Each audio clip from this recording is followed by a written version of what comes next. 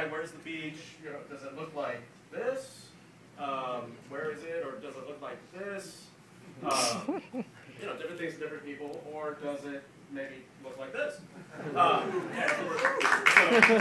should I go to the beach? So it's not very descriptive, just a tweet, 140 characters.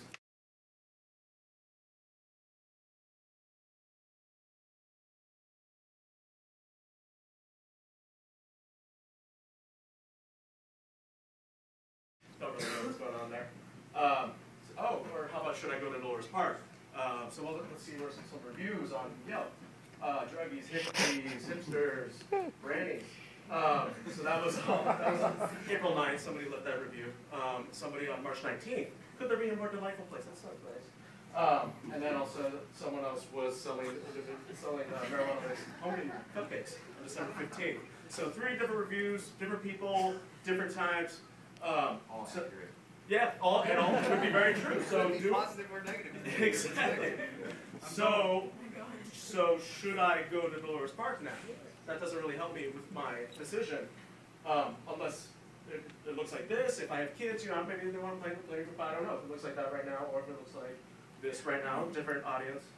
Or maybe if it looks like this right now, then so the point is, you want to go do something right now. How do you decide if it's worth it, worth your time? Where should you go? What should you do? So we surveyed people, and they said a lot of things to read, a lot of things to check out. Lots takes a long time. My time is precious. I don't want to go across town, commit to an event. I don't really know how it is, so I don't want to be stuck there because I made the trip out there. People spend a lot of time. 20 minutes or more to make a decision. A lot of people rely on your friends to see what's good, and then if they put a picture, you can then that bumped up to you rely a little more. So what we want to do, snapmo.co. You take pictures, you upload it, and it's laid out on a map. So you know how the place is, how is it, you know where it is. Real-time updating, you're able to quickly see visually without having to read through reviews, read through people's tweets where you don't really know, you know, how it really is there. You can see pictures of it. You can see how busy it is there, if it's a hot spot. You can follow the trendsetters, the people that are influencers and really know the city, know the ins and outs. So laid out on a map, pictures. You can see exactly where it is. If you want to know like where the new hotspots is, if you're trying to learn about the new places, there's always seem to be those people that always know what are the cool spots. So our users, we the activity seekers, don't want to waste time. You want to be very social and active. You enjoy doing all these new things. You might be in a new city. You might be visiting a new city. You might have just moved there, and you want to figure out what's going on and learn about the city. And then people that are on the other side, doers, uploading, sharing photos, very social and active, want to influence people, and I'll pass it off to Renard. Yeah, so I don't have to tell you guys that the online photo share market is growing. It's huge, big. Alone in 2011, there were 112 billion uploads, and as well as growth for mobile is over 100% right now. So we know we have competitors out there, right? We've all heard of Instagram, yes, as well as food spotting and Twitter. But what we're trying to do is take what's good from these companies and make it better.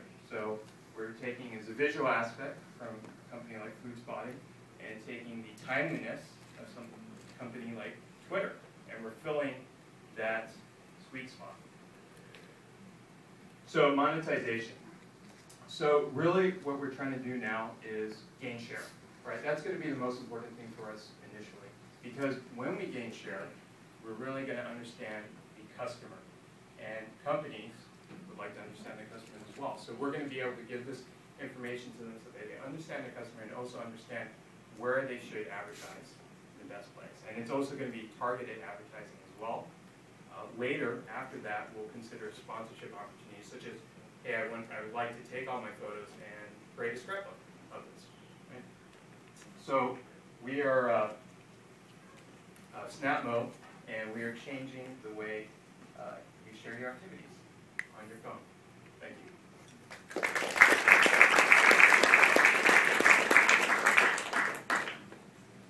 So tell me, what is the unique insight that you guys have about a user behavior that's different than what other people have done? We feel that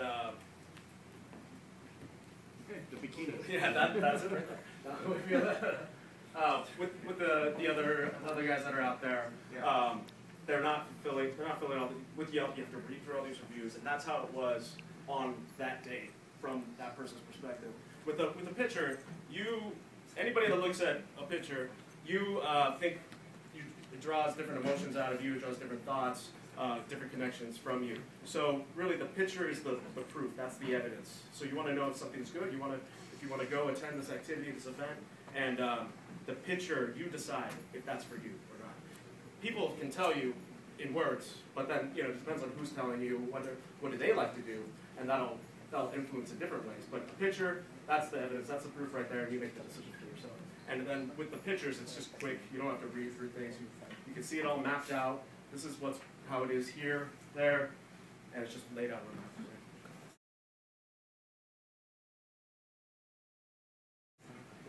I hate to be a buzzkill a little bit, but I was just warning you about throwing up pictures of bikinis all the time, because this is the sort of thing that gives our Silicon Valley community a bad name. It makes it seem like a sexist or something.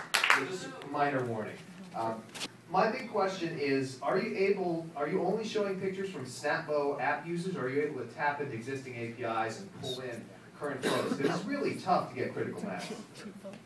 Yeah, that was one of the questions with monetization. And what we're going to do is we're going to try to grab into all the APIs. That's Instagram, Twitter, it's PAP, it's anything that's public information. And we can get all the location where they check in, and then we'll have already data into the system without having any users signing up, because we'll grab that information. So yeah, that's how we'll work when we first get our pictures. You got time, go for it. Yeah, I mean, I have an app that shares a lot of photos. I guess the critical mass thing is huge. I mean, even if what you're talking about, you're just building a layer on top of already existing platforms. People are doing that for sure right now. I mean, there's definitely like Google Maps things you can look and see all the Instagrams popping up in your area. The Twitter app itself can show you all the pictures that are around you right now. I don't know if you're validating with just a picture. Unless it's your actual friend. I think you're actually misplaced a little bit, in that the picture is more important than the cosign by a person in your social circle, which is actually the bigger part. So I think if my friend said, come here to the park, whether they had a picture, might be, like you said, it's 13% more increase, but you're hinging your entire model on the fact that pictures from sort of anonymous people are going to spur me to run across the city, because now I know there's sadly bikini people in Dolores Park, and not the marijuana brownies that I went for. and I just think you should be very wary of that in the beginning, just piling on APIs as a way of solving a problem when it's the personality and the actual algorithms aren't better than people at the end of the day. So it's using that isn't going to source in the same manner. All right, nice.